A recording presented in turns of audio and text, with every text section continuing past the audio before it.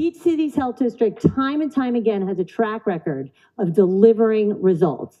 And that's why me, somebody who would rather go to the dentist than be in a political debate, is up here telling you to please support Beach Cities Health District. Okay, George Marks is going to have a 2-minute opening statement. Thank you, Al, for putting this together. When Al asked me, George, do you want to take the position of being against this? We don't have anybody against this bond measure for the Beach Cities Health District. So what I did is I did some research. I generally do not support increasing taxes. And I generally do not support bond measures. And the reason for that is I have a criteria of accountability, for example.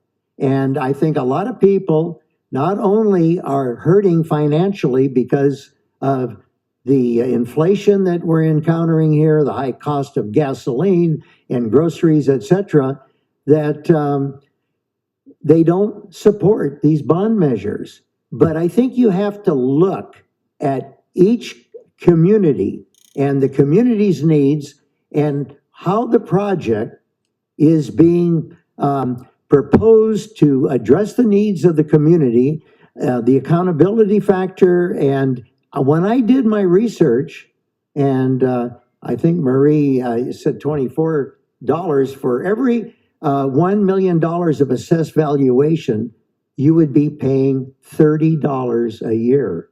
$2 million, $63 million assessed valuation, $90.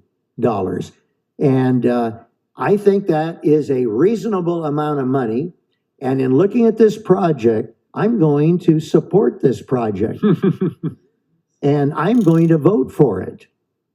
Because, look, we have a real issue here with our senior citizens, our young people, 12 to 25 years of age. With the pandemic and post-pandemic, we got a lot of mental issues with these young people.